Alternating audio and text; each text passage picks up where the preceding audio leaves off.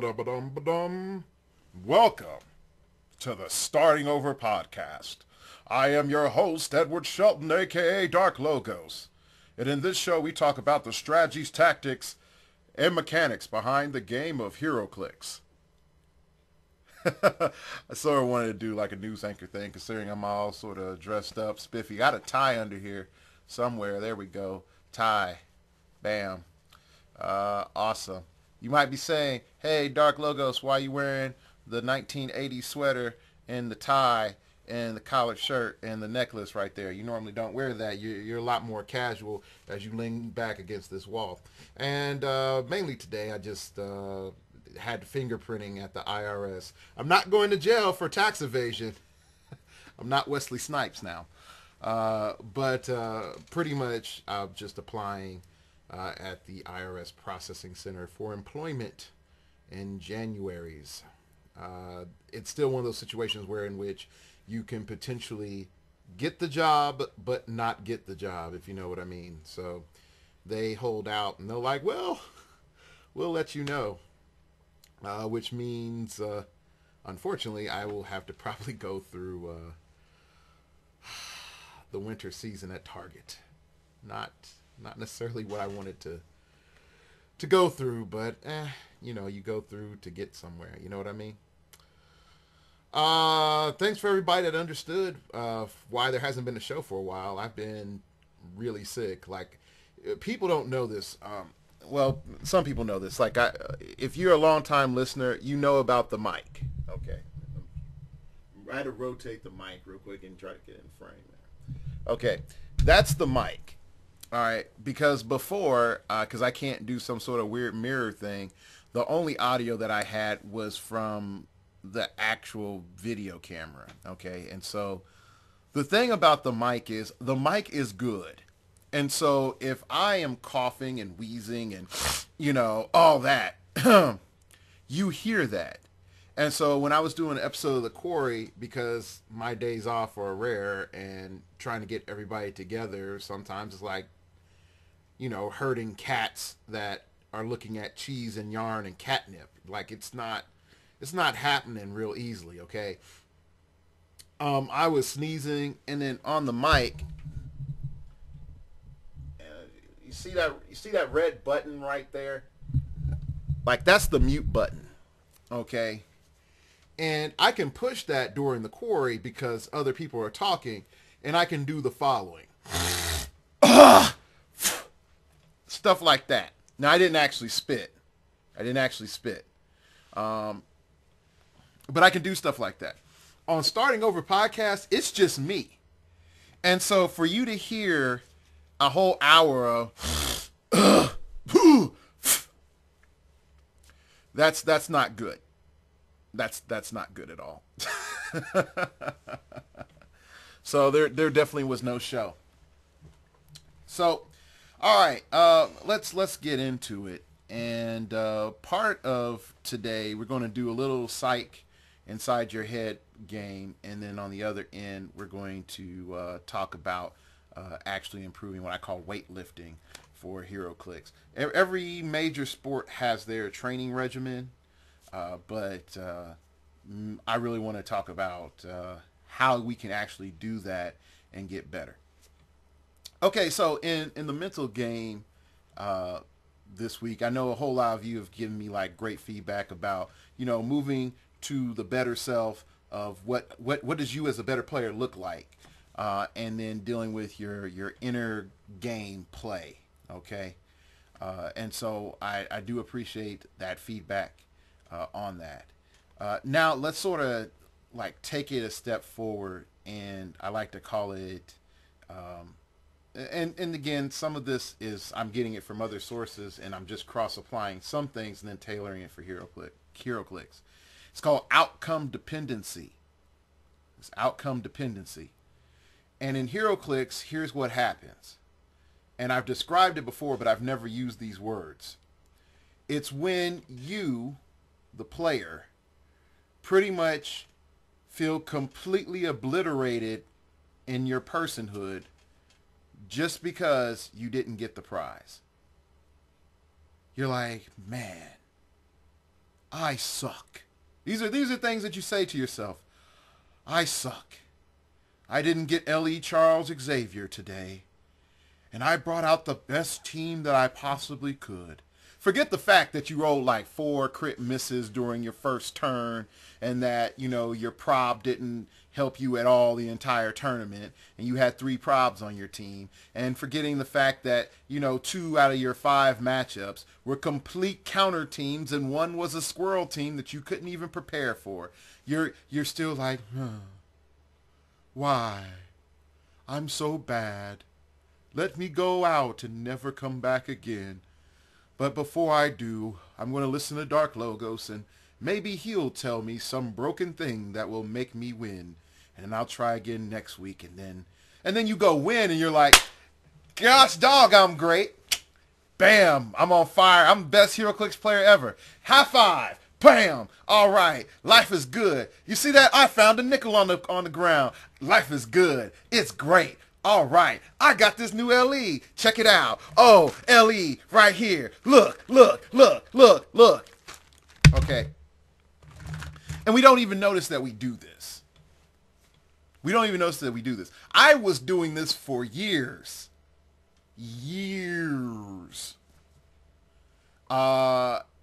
And I wasn't really recognizing that I was doing this until recently. Like maybe within like the last year and a half. And here's why. The first thing that goes through our mind is, and I'm going to be honest, I'm going to just adjust the camera real quick here because it's a little bit higher than usual. And back up. There we go. Let's be honest. 90% of the viewership of this show is male. So there's a lot of male psychology. The way that men look at ourselves is, I'm doing something and that validates me. I have done something and that validates me. I have something tangible and that validates me, whether I earned it or not. I have a fancy car. That validates me. I have nice clothes. That validates me. There's other people around giving me high fives.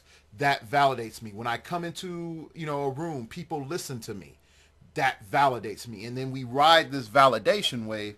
And then when we're sort of stuck without that, and then we have to like ourselves for, our actual content of belief and thought processes and who we are, then we're sort of like, ooh, no one really validates me on that. And so I don't know how to interact. And so I don't feel well. So if you'll see it, and you see it with men primarily.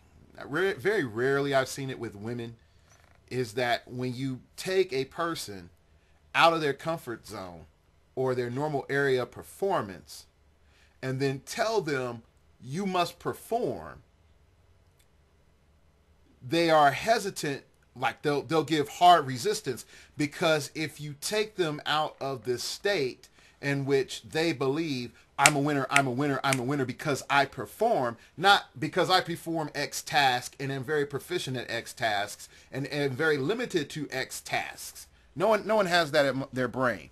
Like, I am highly proficient at doing podcasts and talking very deeply about heroclix, and those are the only things that I'm good at. Like, no one has that in their brain consciously. I mean, you don't. That specific statement is mine, but fill in your blank, okay? But what ends up happening, I wouldn't say it's like a Survivor situation, is like, take the accountant, put him on an island, watch him freak the hell out. I mean, nothing that extreme, but you can take one person from one social setting into another. Like for me, for example, heroclix scene. I'm the man. I'm popping it. I'm awesome. Popping collars, popping this collar, popping all the collars, son. All the collars are popping. All right, everybody knows Dark Logos. And if you don't, you better recognize and you better call somebody. Okay? But I go into the salsa scene and I'm like, oh, no one knows Dark Logos. I gotta tuck in my collar. No. Oh, I have to dance with this woman that I don't know? Oh, Just raise that shirt a little bit. What's that step? Oh, I messed up. Like, turtle mode. And I'm not Ninja Turtle awesome, just turtle mode. And so we have this shrinking. But again, we start trying to like bring in things so that we're comfortable and stuff like that. So we're tying this all back in. There's several things that I want you to go through into your head. I just want it in your head. And all of this is based in fact. Fact number one. There is no such thing as shortage on that prize you want. Just cost. There's no such thing as shortage of that prize you want. Just cost. Okay. For example, this is like Colonel Jan whatever. Jan Rog. Okay. I went to a tournament. I won him. Okay. Well, now I'm like knocked over like 5 pieces. Okay.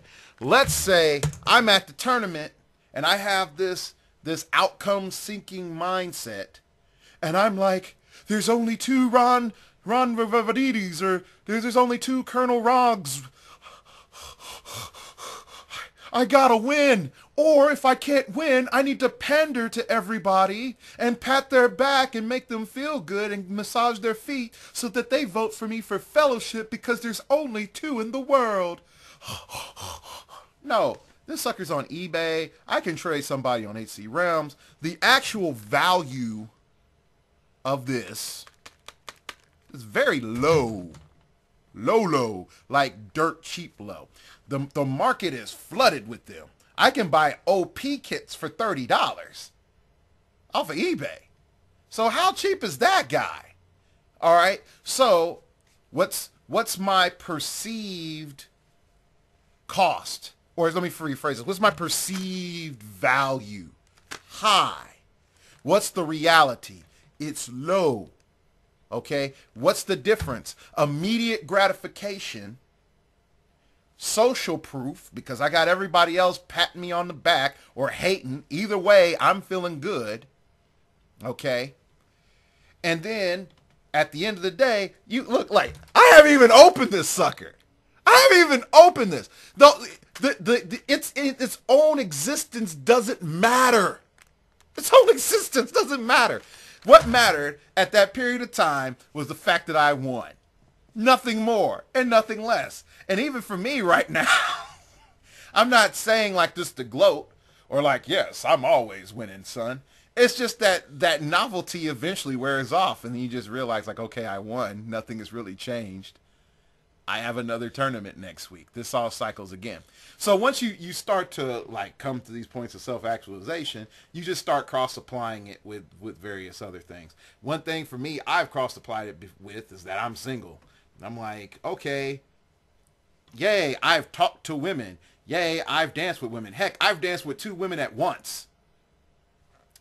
Okay, I re-enter people into a role. This role has many openings. There's one you, and I respect there's one you, and there's one me. But that role of, date, girlfriend, wife, it can be filled by a whole bunch of different women. There's no such thing as the oneness. Like the super one that is magically created that you're 100% compatible with. That person too, if you did find that person, will drive you absolutely crazy one day. And you will say, why did I marry this woman? Or if you're a woman, why did I marry this guy? And if you're in more complex relationships where there's other folks floating in and out and other dynamics with gender and sexuality, I really can't account for that. I really can't. There's things that talk about that. I read those things, but really I can't account for that. I haven't had to counsel that stuff. Just being honest. So what ends up happening when we start to realize, oh, I don't have to freaking break down and my sense of self doesn't have to go to complete crap if I don't win. And that the thing that I want is accessible. The only difference is that I am not immediately gratified and I don't have immediate social proof.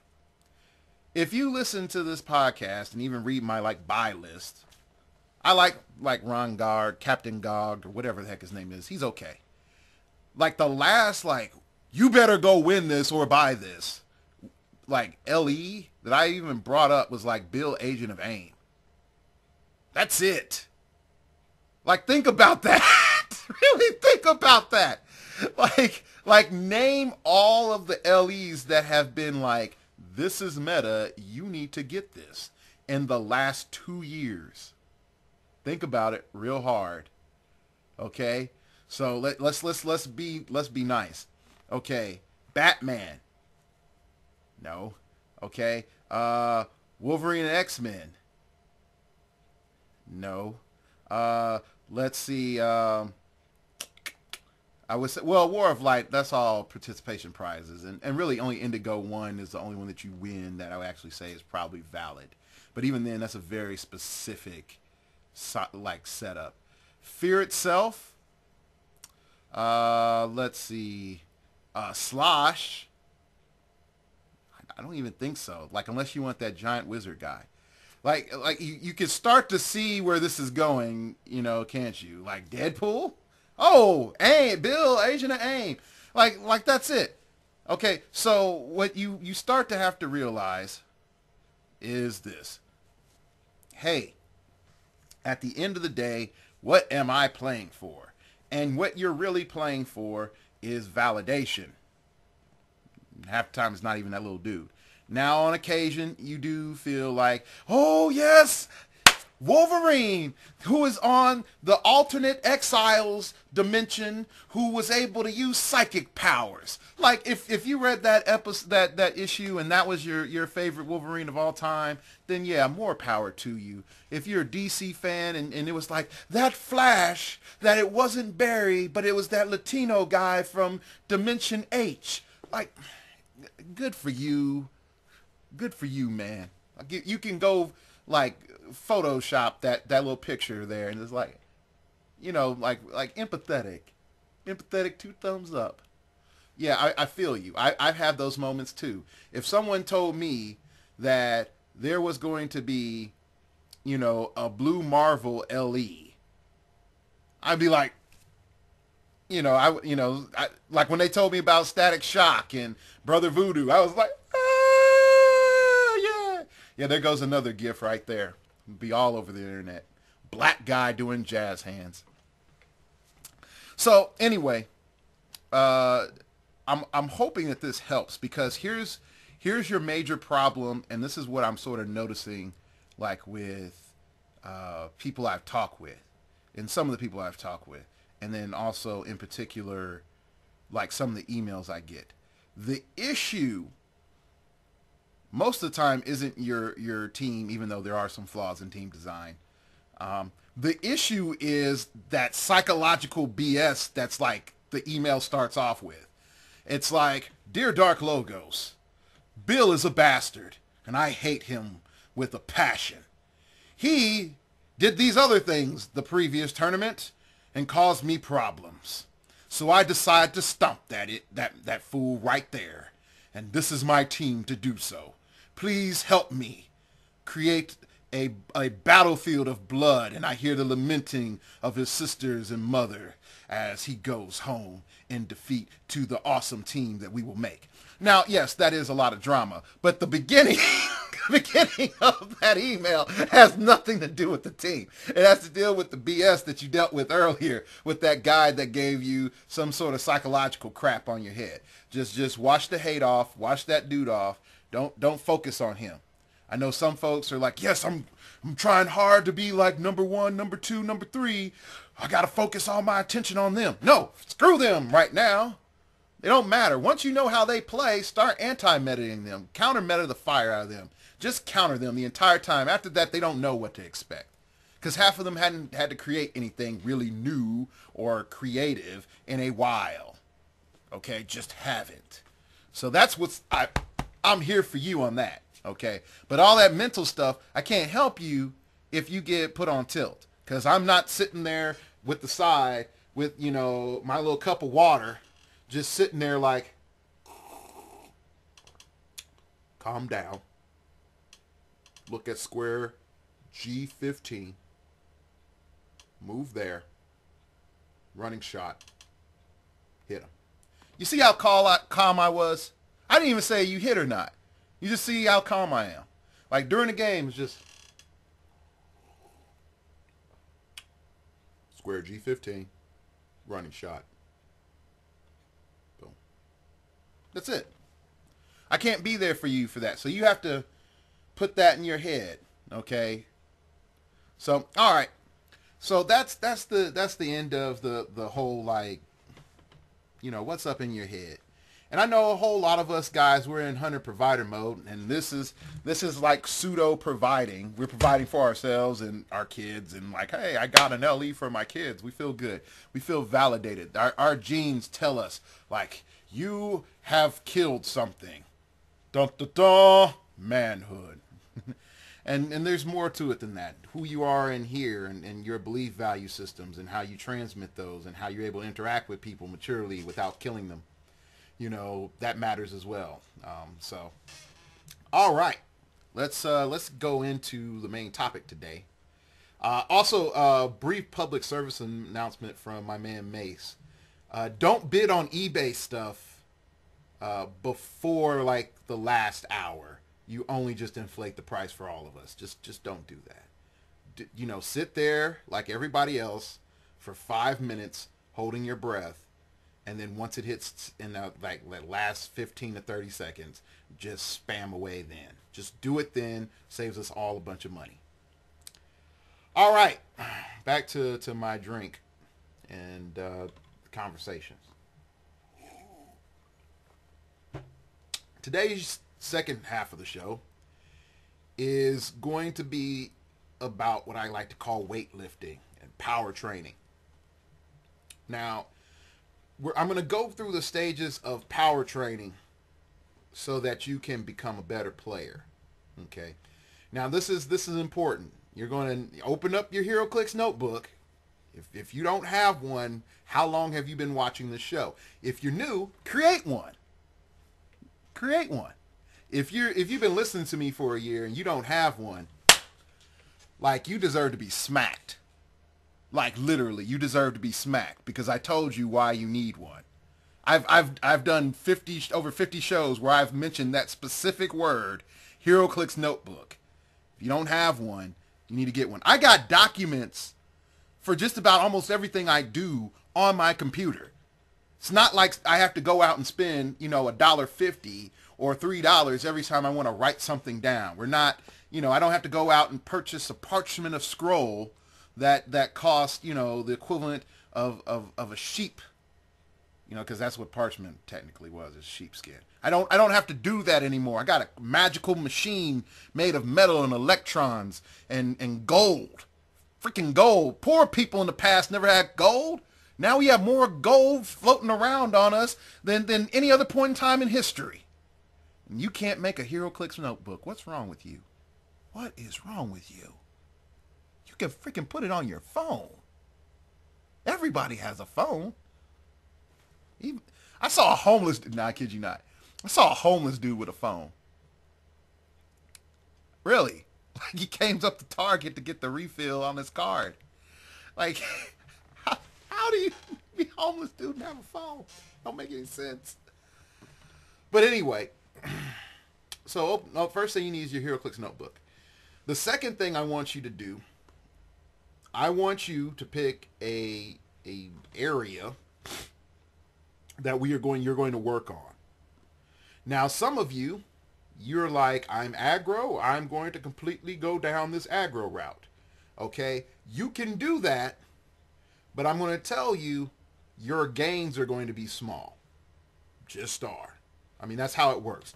If I'm good at doing this, lifting 20-pound weights, and then I add in 22-pound weights, I'm getting some more resistance, but my muscles aren't gaining. I'm just doing the same action, and the weight hasn't been increased that much. Now, I add a 35-pound weight, I will gain more muscle, but only to do this. The same up and down motion with both hands. And yes, it does look silly. I know. Okay.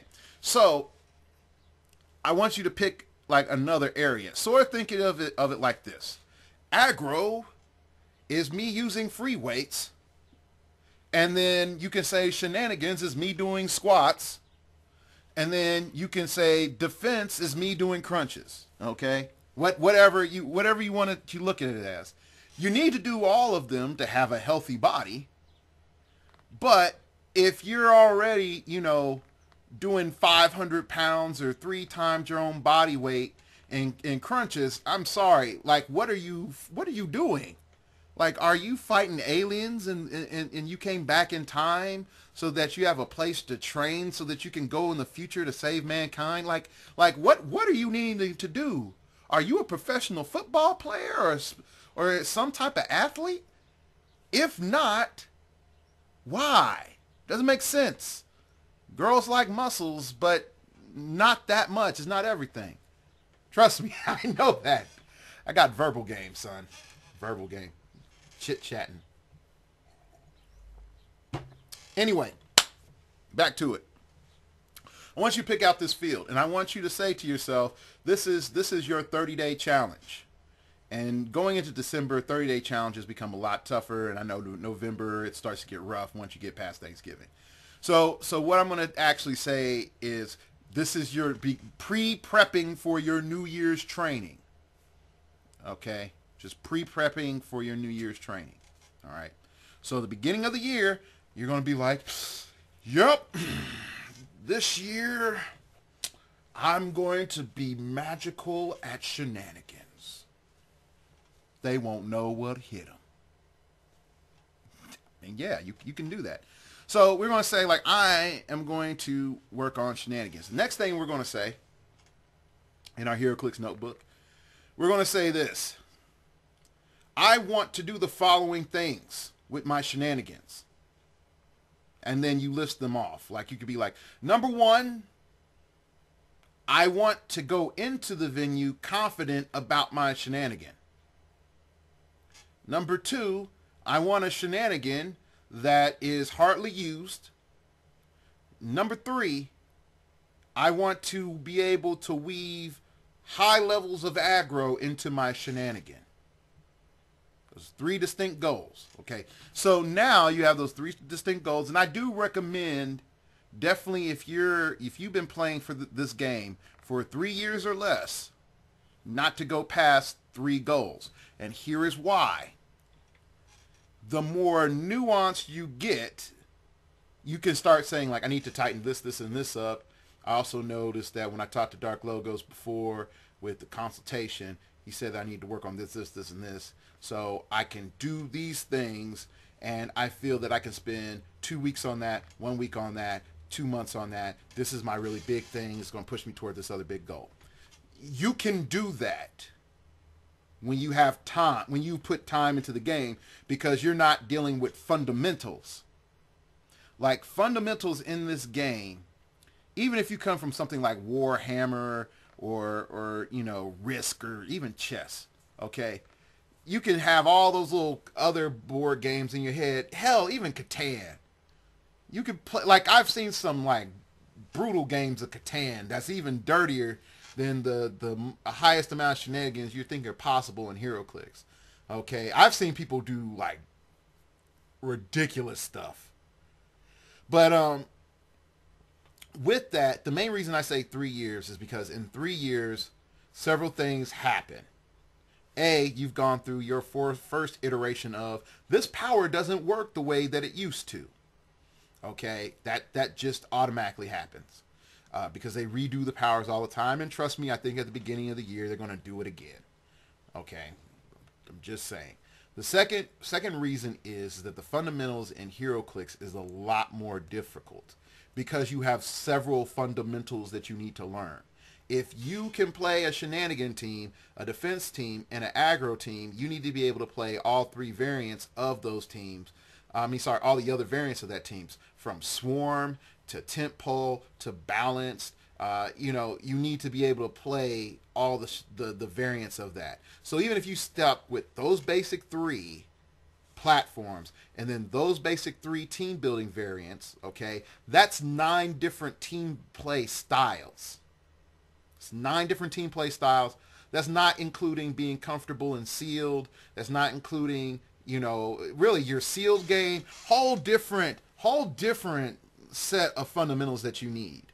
Okay. And it's just true.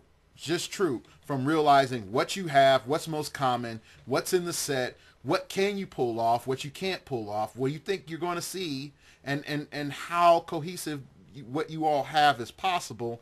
You know, your highest attack value. Is this a defensive team? How defensive can you afford to play in the format after looking at the set? Did you get a chance to look at the set? Like, there's a lot involved in sealed. That's a lot more BS, and I don't like it. Okay, so but anyway, so push that aside. Go like that.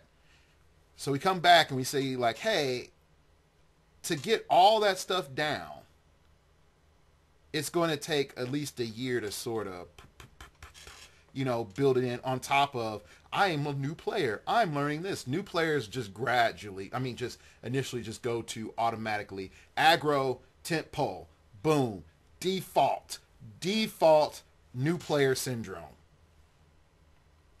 Okay, like I haven't seen many new players that don't do that. They're like, I like Superman.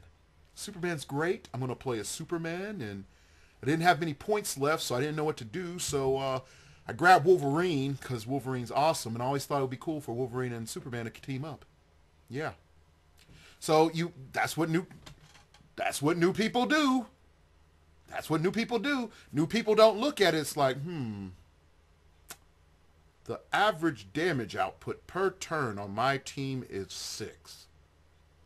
I think I can multiply that using enhancement and several other things to increase my damage value per turn up to 13 in a 300-point game.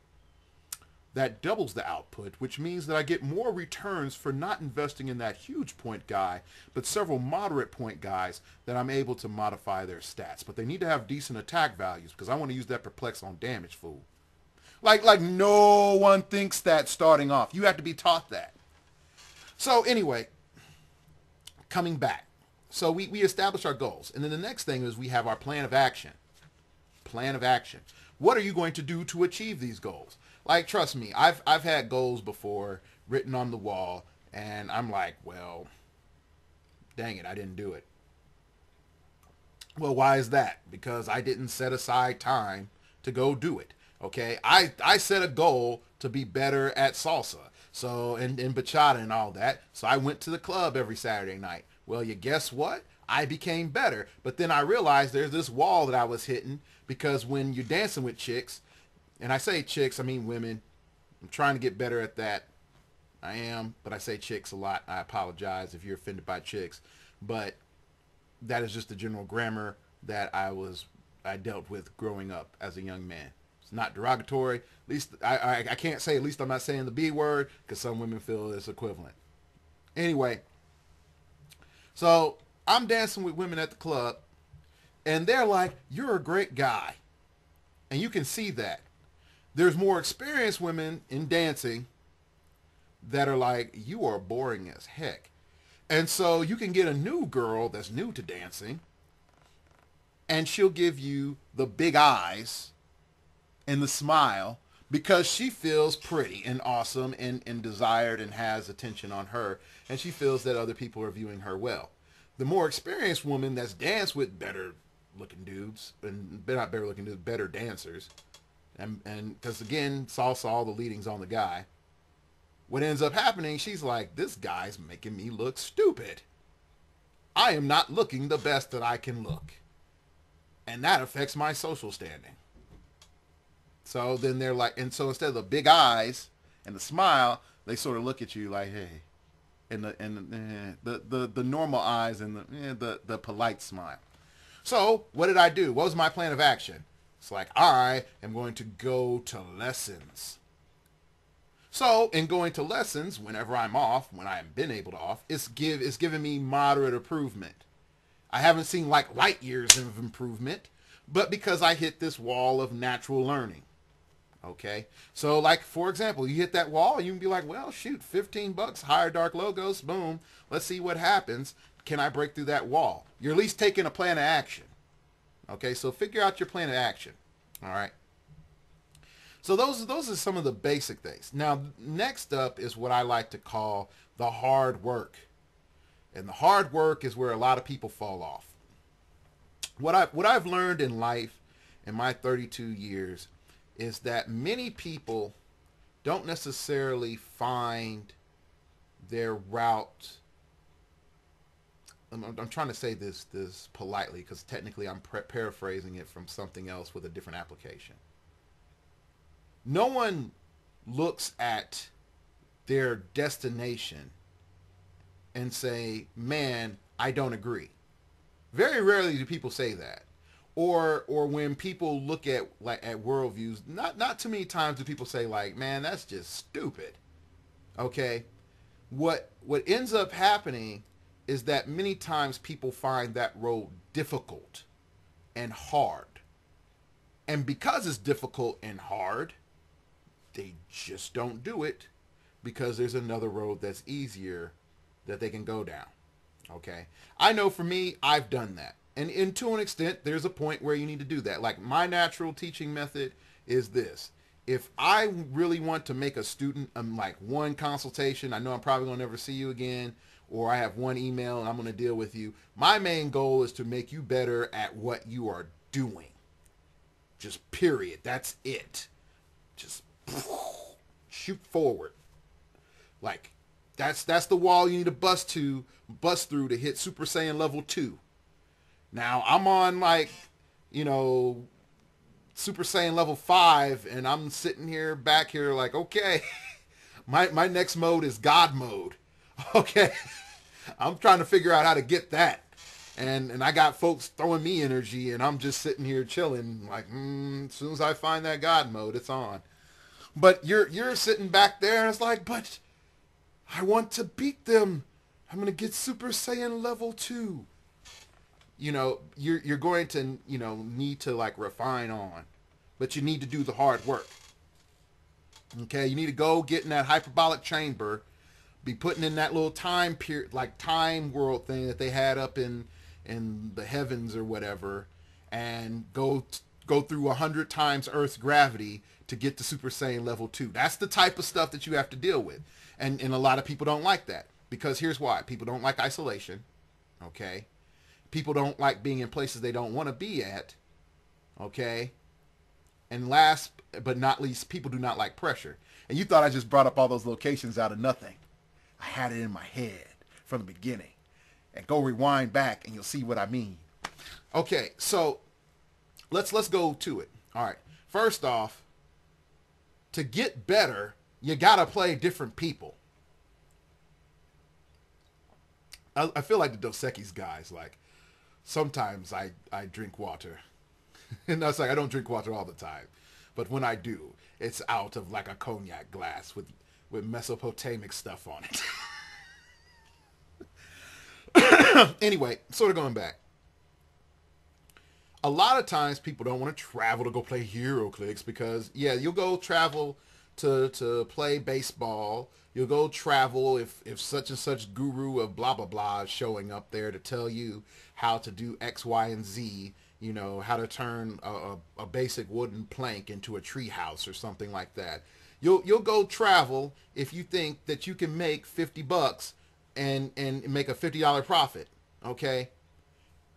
Why won't you go travel to play heroclix if you're tired of the BS at your venue so that you can get better and learn from some people that have an incentive of teaching you? Okay, I mean, really, like I've had an open door. Like if anybody rolls through Kansas City and you want to play me, just let me know and I make sure I can show up. Like I'll play you. Like I'll bring the hardcore team. Or if you want to be like, let's have fun. I'm like, all right, well, I'll play hardcore level with a fun team. Okay, so here's the thing. I learned a lot when I was in Topeka. If anybody remembers me in Topeka, go back like to episode like 40 something. 40. You'll see like Superman fighting the Hulk images. That's me in Topeka. Okay, and I ended up playing some people in Topeka. I mean, not in Topeka, in Kansas. I drove to a couple of venues in Kansas. And I learned some things. Not necessarily in the sense of like, oh my gosh, that's groundbreaking. Boo. But it was more along the lines of, oh, that's how you all play. What do you think about this? And they'll tell me. And half of it went like, in one ear, out the other. I was like, this is stupid. You don't know what you're talking about.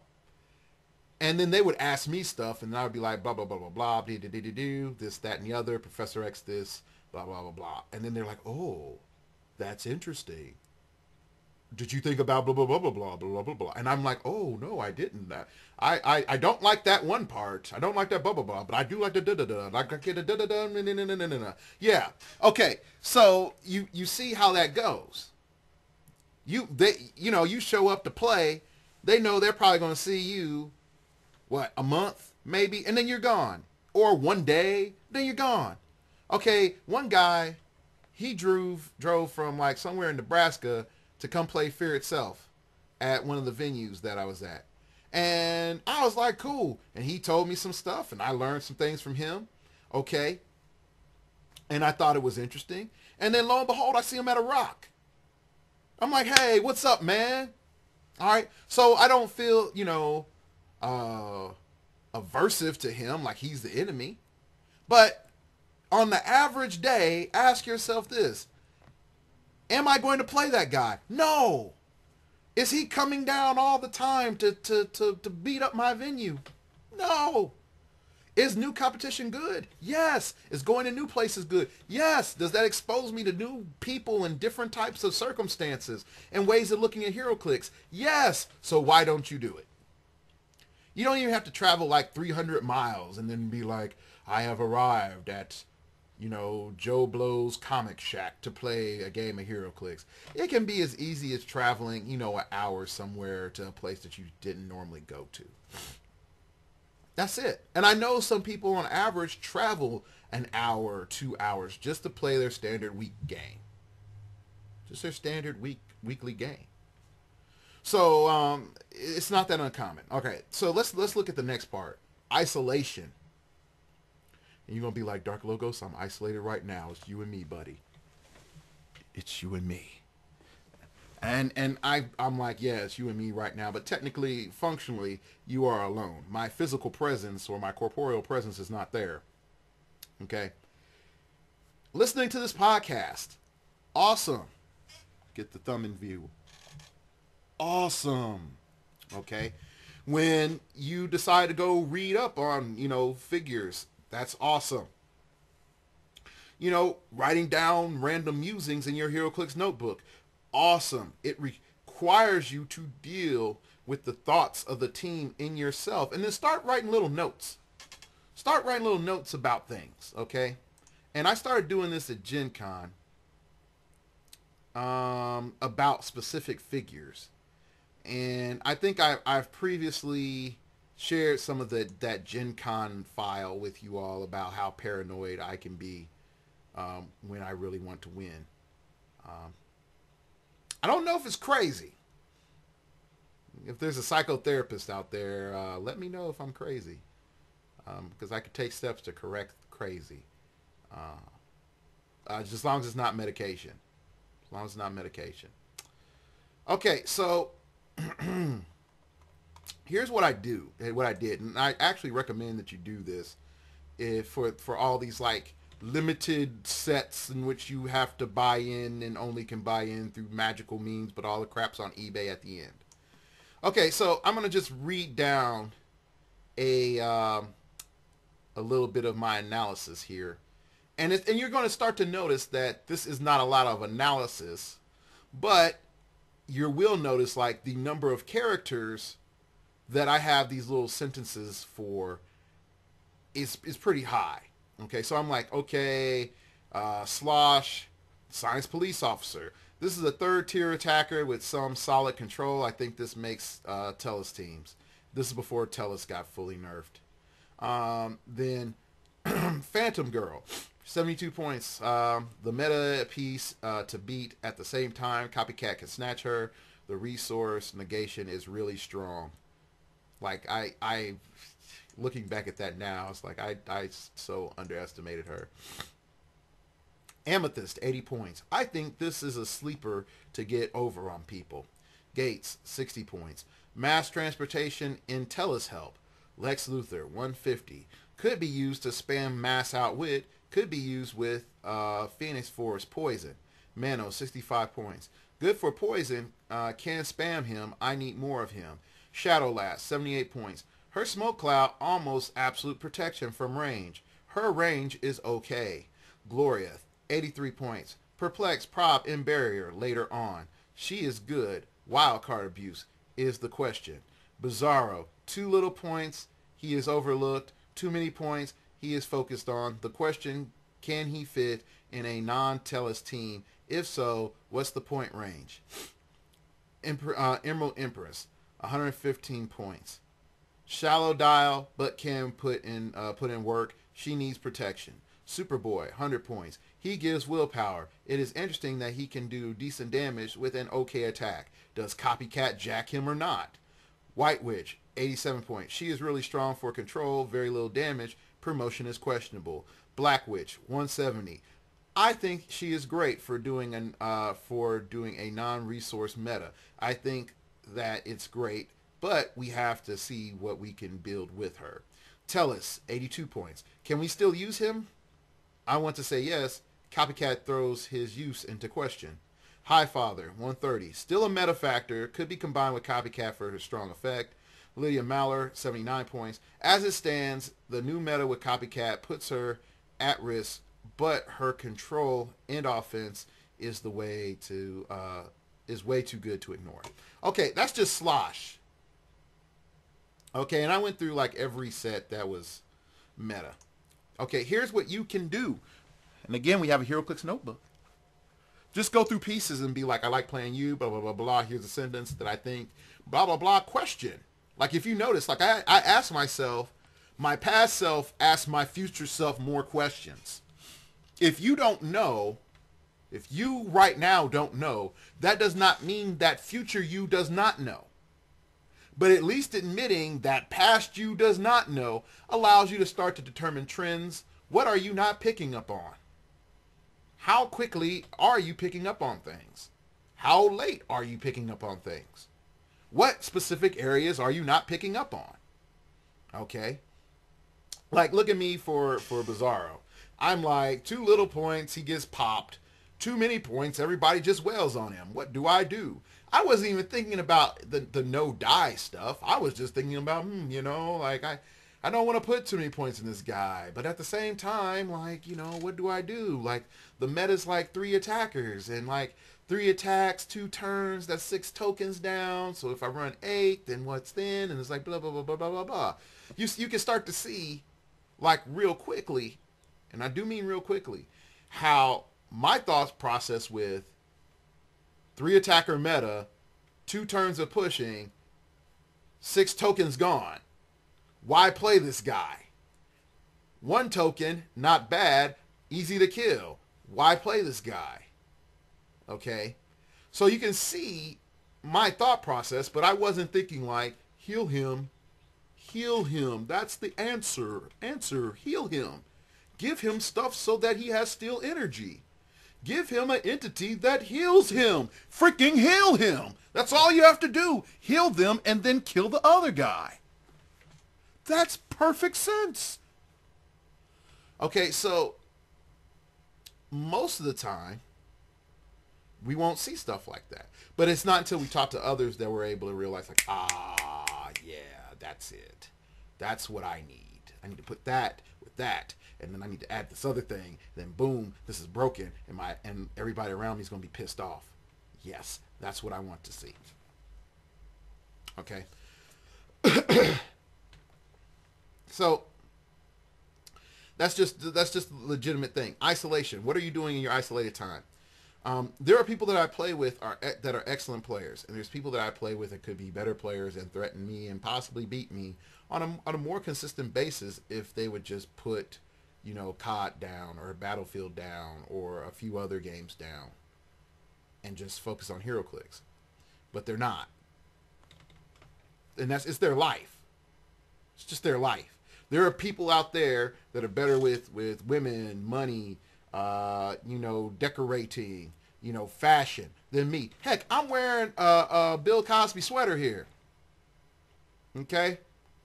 There's tons of other people that you will find on YouTube that look way better than me, but they invested their life into, fashion. I, on the other hand, have invested my life into heroclix, and that's why I'm here for you, my friends. That's why I'm here for you.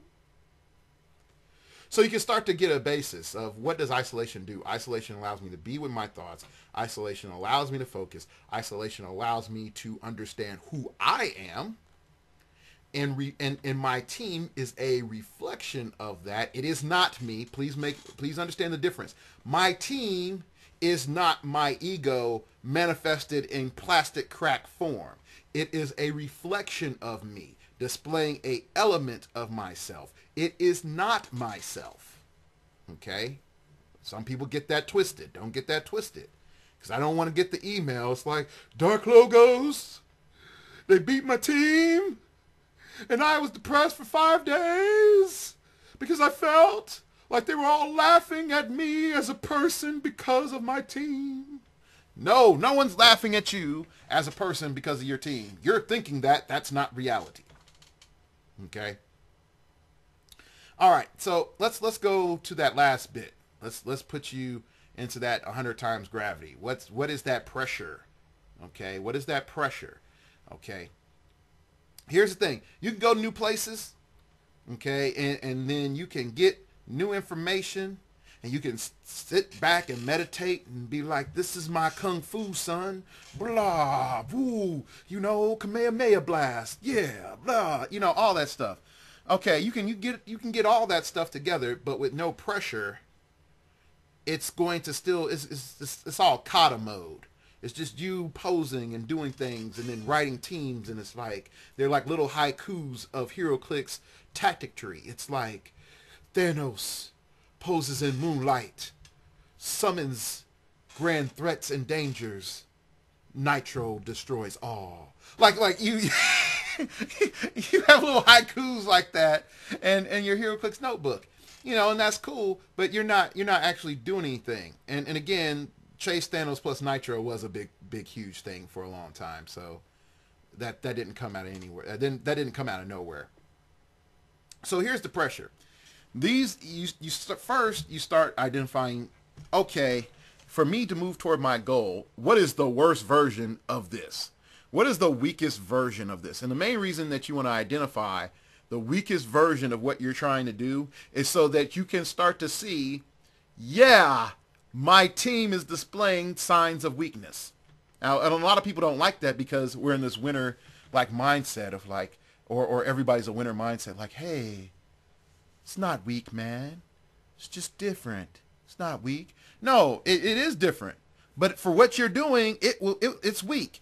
If you're playing shenanigans and all your guys have 4 damage and they don't do anything that's real awesome, and the best thing that they do is like on a 6, hey, you might be able to place a guy and sidestep them or something. Like, no, that's dumb. Get that out of here. That's weak. You're learning shenanigans. Remember, we have goals. Okay? So anyway, coming back, lay back in the seat, relax some more. We have what I like to call weightlifting pieces.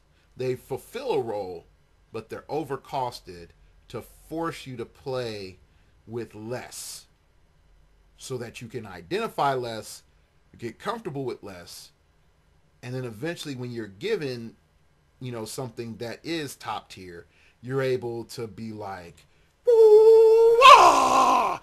Just right on them and on your opponent, and they're gonna be like,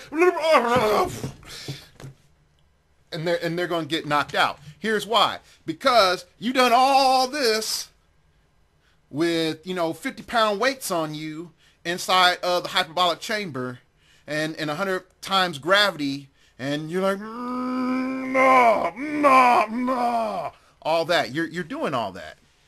And so you're not just doing the katas and stuff, you're practicing it. You're getting the stuff out there. So there's some cool pieces. And lately I found like my new weight training piece for range. And it's Falcon from Captain America. Now you're going to see like, yeah, of course, one of the African-American heroclix Dark Logos. Of course, it's Falcon. It's like, yeah, well, it's Falcon. And the main reason is that Falcon has a couple of cool things that make him stand out as support and also a secondary attacker, but not necessarily the best support or best secondary attacker. Okay, so first off is Falcon. He has a 6 range. He has 2 targets, but he has a 6 range. Now, most people will say, well, that's about average range. And that is true. That is about average range. And yes, I know, blah, blah, blah, sniper rifle, fill in the blank, 8 perplexes, whatnot. He's awesome. Like, yeah, everybody's awesome like that with a sniper rifle and 8 perplexes and everything else, okay? That's just the way it is. Some things will never change. But if I am weightlifting with him and, Firefox is going super slow because I got like 100 browsers open. 100 tabs open on 3 different browsers of the same instance of Firefox. Anyway, what was I saying? Pretty much up front, he's not that great. He has some, I think he has some energy explosion, or is that precision strike? I'll find out here in a second. And he has some energy shield, and he has a little cool ability that allows him to pick either, I think it's enhancement or empower, which is not bad. And he has a little boost for Captain America, whoever Captain America might be. Okay, so that's the good thing about him. But overall, his cost, and I think I'm gonna make sure it's the 103 Falcon. Nope, it's not the 103 Falcon. That's the charging Falcon. I don't like that one. Like the 105 Falcon. The number 6 from the Winter Soldier set. So, okay, so I got him up. And you might be wondering, like, why is he in your head? Because I saw the movie and I thought he was boss. And I thought it'd be cool to play him. Yeah, so he has energy explosion. Okay, and then he has his little thing that says aerial specialist. Falcon's combat value is not modified by move and attack. So he has a 10 attack, so that means like I can sort of hypersonic speed and do cool stuff while I am not hypersonic speed. Yeah, I get hypersonic speed sort of around without a penalty. And so that's the one cool thing. Like, oh, 10 attack. 10 attack. Zip around because I'm Falcon. Put the wings up. Flap. Okay. And then he has a special defense power starting off. I got energy shield deflection and toughness, so I can take a little hit. And then he's got your 6. Give Falcon a free action and choose one in power, enhancement, or sidestep. Falcon and friendly characters named Captain America adjacent when this action begins can use the chosen power until your next turn. Well, here's the thing. It says in friendly characters, plural.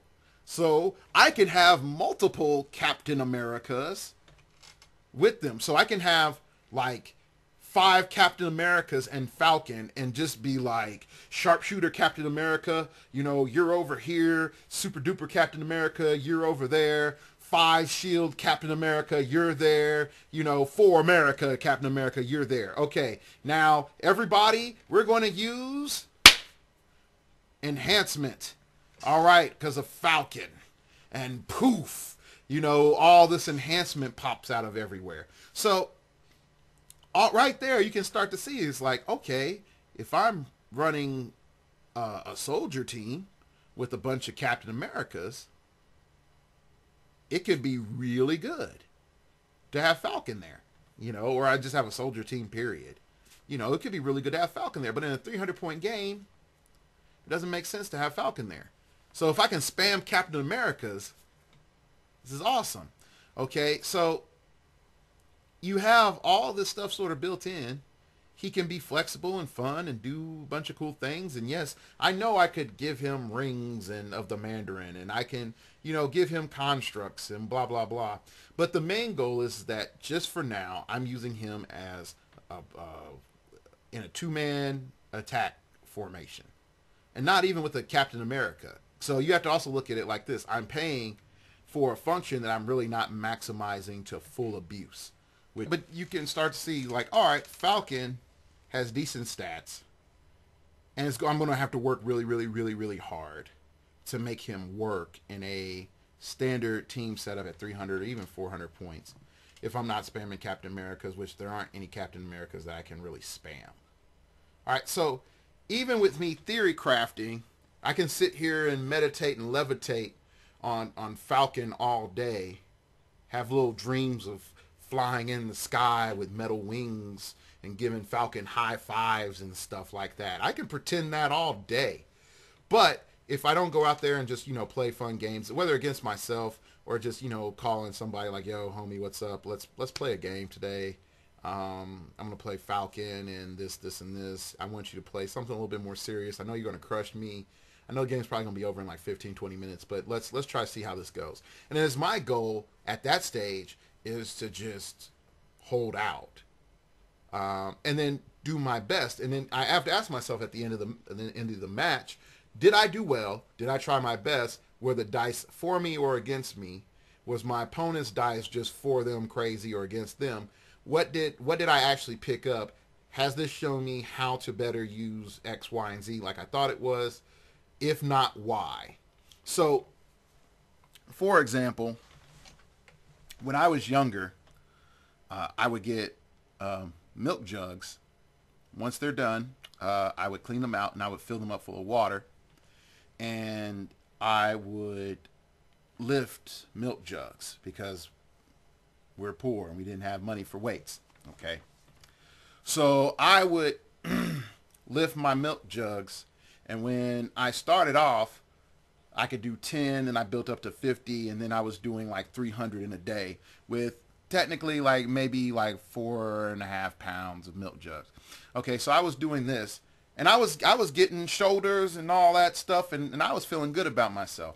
As I got older and went into high school, I started benching, but I didn't get bigger. Like, this is college. Like, what you see now in my width and physique right now, that's college. That just kicked in. Like, my grandfather's genes came in on my mother's side and said, chapow! Like, just kick that door down and be like, poof, here we go, barrel body. So for me, I started off with water weights, then I moved up to metal weights, and I moved to benching, and I was benching, and then, the testosterone grabbed me, and I'm like, yeah, doing that. Okay. And then stop doing all that stuff. Did I start back at water weights? I don't know. I didn't. Because I had enough residual muscle that I didn't have to start at water weights. Did I atrophy? Yes, greatly. Did I have fat that I needed to burn? Yeah, I mean, heck. Just go look at some old podcast videos. Like, you'll see the difference, okay? But here's the thing. I picked up where I was at where I left off, but I figured this is the tool that I need to get to where I want to go. Not this other tool. The other tool was significant and useful at that period of time. I can't revert back to how I was, early puberty Edward. You don't want that.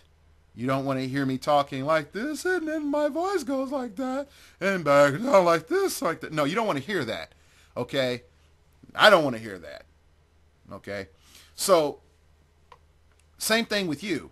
You might be saying like, well, I always train with my weight training with heroclix.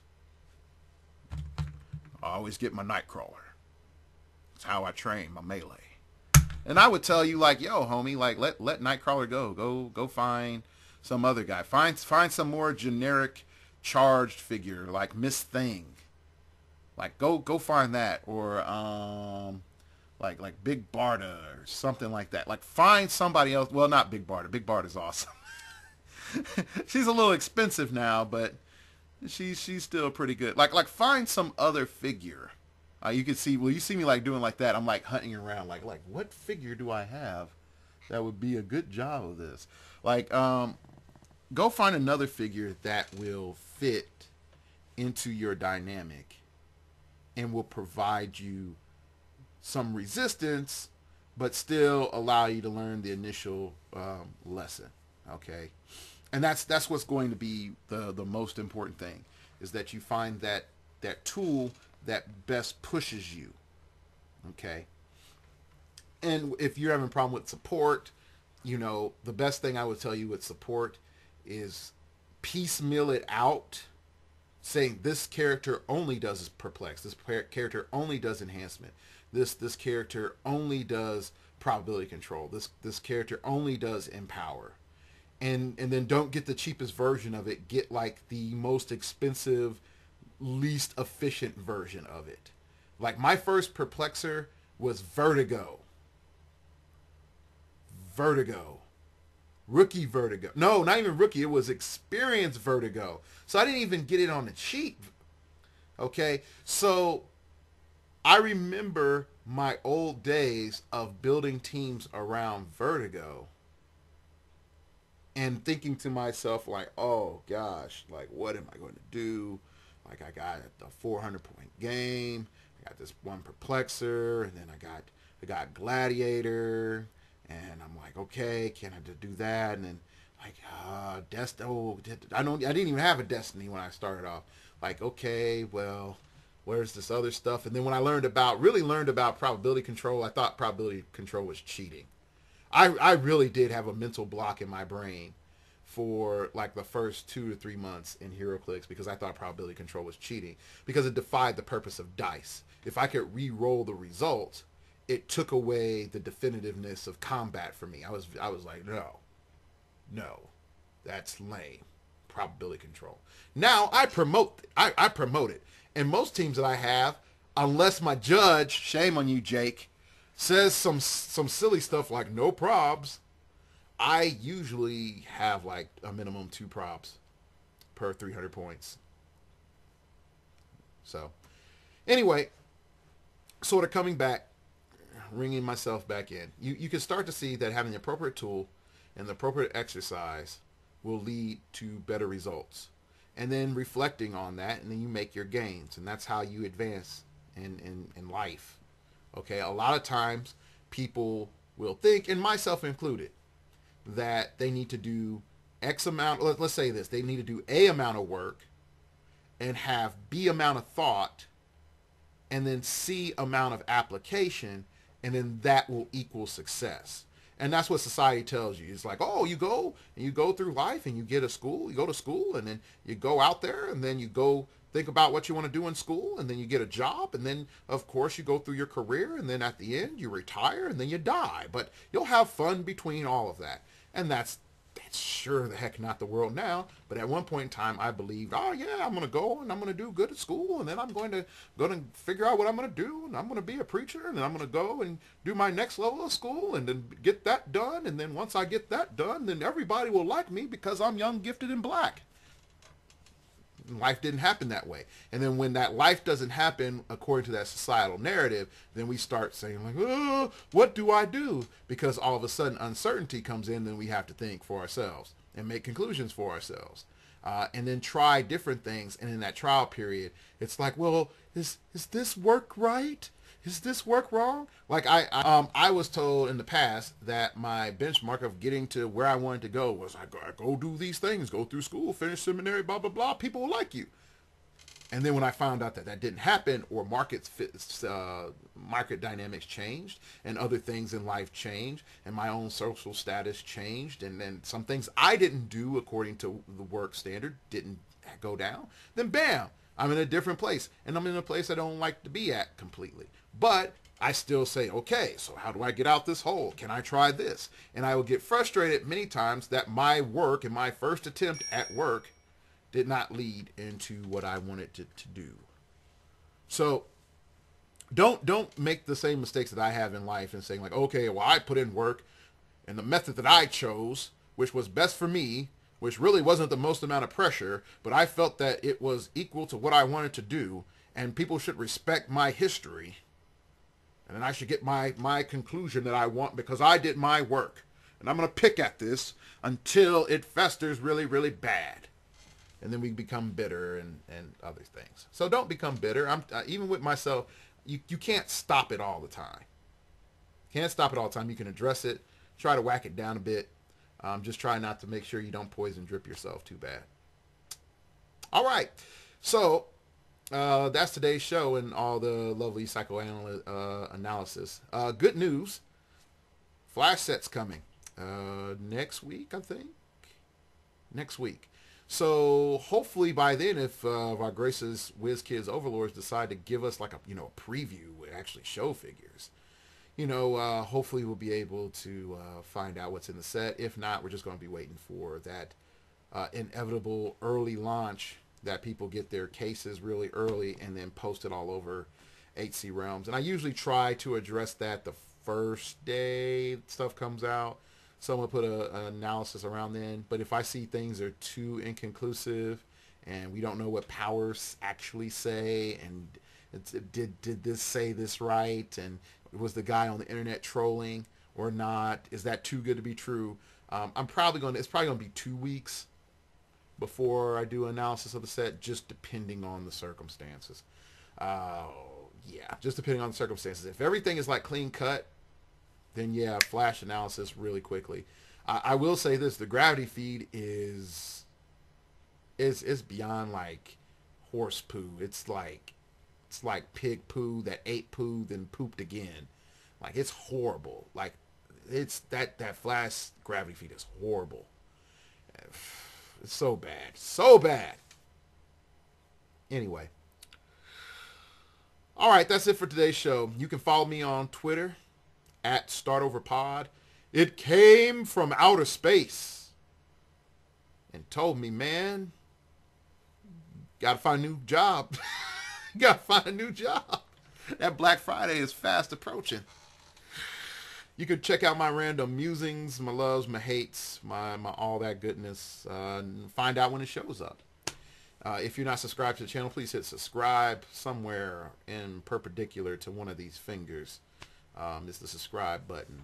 Down, up, side, side, front, back, somewhere in there. Okay, next up, you can email me at starringoverpodcast@gmail.com. That's starringoverpodcast@gmail.com if you wish to opine. Keep it piffy, keep it interesting, keep it awesome, baby. Let me know how your last War of Light is going. What was the battle damage? Did you come out with the Lord of Death, or did you just sort of see death pass you by? Could be a good thing. Also, you can check out the blog, starringoverpodcast.blogspot.com. On there, you'll find the donate button if you like to donate to the show. Yes, and if you do donate and you want to just donate toward the show, like, hey, Dark Logos, I want you to talk about this and talk about this in detail, then I'll do it. If you're like, hey, Dark Logos, I want mentoring from you, it's $15 an hour, and then just bloop, bloop, hit on the donate button.